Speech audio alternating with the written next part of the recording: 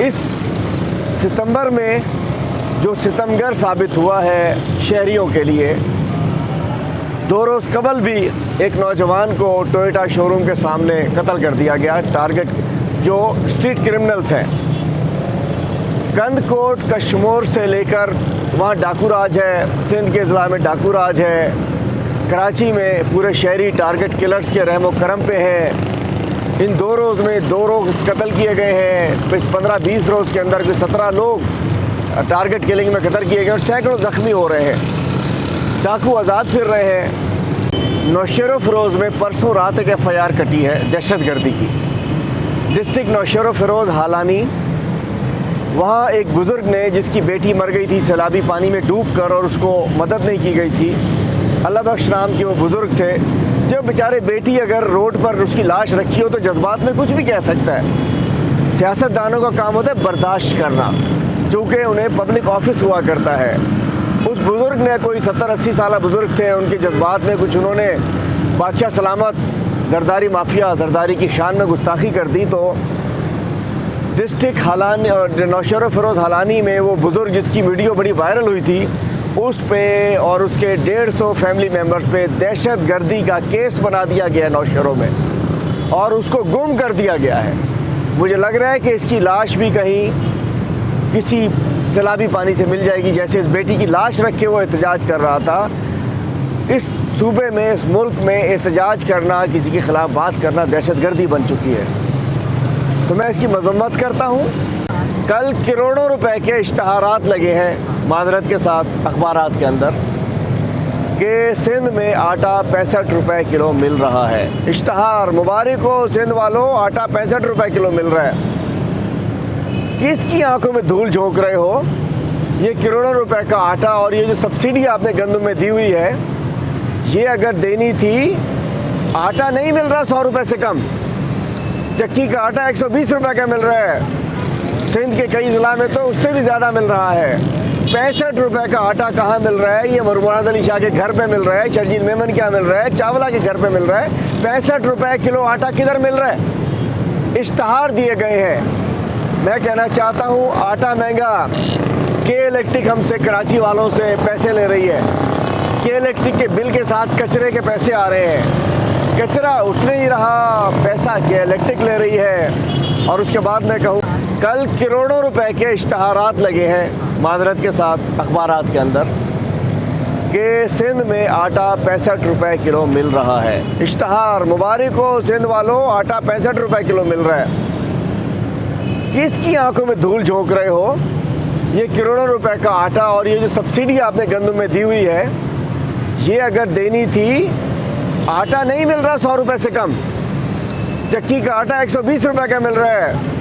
सिंध के कई ज़िला में तो उससे भी ज़्यादा मिल रहा है। 65 रुपए का आटा कहाँ मिल रहा है? ये मुराद अली शाह के घर पे मिल रहा है, शर्जील मेमन क्या मिल रहा है, चावला के घर पे मिल रहा है। 65 रुपए किलो आटा किधर मिल रहा है? इश्तहार दिए गए हैं। मैं कहना चाहता हूँ, आटा महंगा, के इलेक्ट्रिक हमसे कराची वालों से पैसे ले रही है।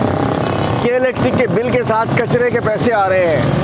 कचरा उठ नहीं रहा, पैसा के इलेक्ट्रिक ले रही है। और उसके बाद मैं कहूँ, जी ये वही केस है जिसमें मैं एक चैनल के ऊपर लाइव बैठा हुआ था, लाइव शो में था और मुझ पे केस बना दिया गया कि उस वक्त मैंने टेलीफोन के ऊपर किसी को धमकियाँ दी और दहशतगर्दी का केस बन गया। मतलब ये वही दहशतगर्दी है जो खान साहब पे भी बना दी जाती है। इस वक्त किसी भी इम्पोर्टेड गवर्नमेंट के किसी के ऊपर तनकीद करना दहशतगर्दी कहलाती है। ये वही केस है जिसके ऊपर मुझे एक एंटी इंक्रोचमेंट फोर्स, जो कि इंक्रोचमेंट फोर्स है, बिलावल हाउस की इंक्रोचमेंट फोर्स है, पूरे शहर में कब्ज़े, पूरे सिंध में आवाम की ज़मीनों पर सरकार पे कब्ज़े, ये बिलावल हाउस, ये पीपल्स पार्टी अपनी इंक्रोचमेंट फोर्स के ज़रिए कर रही है। इंशाल्लाह एक एक दीवार जो इस दौरान लगी होगी उसका इंशाल्लाह इमरान खान साहब जब आएंगे उसका हिसाब होगा। एक एक बेआसरा लोगों पे ज़मीनों पे कब्ज़े कराए गए इस इंक्रोचमेंट फोर्स के ज़रिए जरदारी माफिया ने, उनका भी हिसाब किताब लेंगे हम। ये वही दहशतगर्दी का केस था जिसमें मुझे टेलीफोन करने के ऊपर दहशतगर्दी में डाला हुआ है और मैं जेल में था। इसकी मेरी बेल हो गई थी। आज वो नहीं आए थे, ना आयु आया था, ना वो झूठे गवाह आए थे। इसलिए डेट आगे हो गई है और 12 या 14 तारीख जो है अक्टूबर की डेट हुई है। हमारे वकील साहब रहमान मैसर साहब भी मौजूद हैं। तो मैं क्या, नौशेरो फिरोज़ में परसों रात एक FIR कटी है दहशतगर्दी की। डिस्ट्रिक्ट नौशेरो फिरोज़ हालानी, वहाँ एक बुज़ुर्ग ने जिसकी बेटी मर गई थी सैलाबी पानी में डूबकर और उसको मदद नहीं की गई थी। अल्लाह बख्श नाम के वो बुज़ुर्ग थे। जब बेचारे बेटी अगर रोड पर उसकी लाश रखी हो तो जज्बात में कुछ भी कह सकता है। सियासतदानों का काम होता है बर्दाश्त करना, चूँकि उन्हें पब्लिक ऑफिस हुआ करता है। उस बुज़ुर्ग ने, कोई 70-80 साल बुज़ुर्ग थे, उनके जज्बात में कुछ उन्होंने बादशाह सलामत जरदारी माफिया जरदारी की शान में गुस्ताखी कर दी। तो डिस्ट्रिक्ट हालानी और नौशेरो फिरोज़ हालानी में वो बुज़ुर्ग जिसकी वीडियो बड़ी वायरल हुई थी, उस पे और उसके 150 फैमिली मेम्बर्स पे दहशत गर्दी का केस बना दिया गया है नौशेरो में और उसको गुम कर दिया गया है।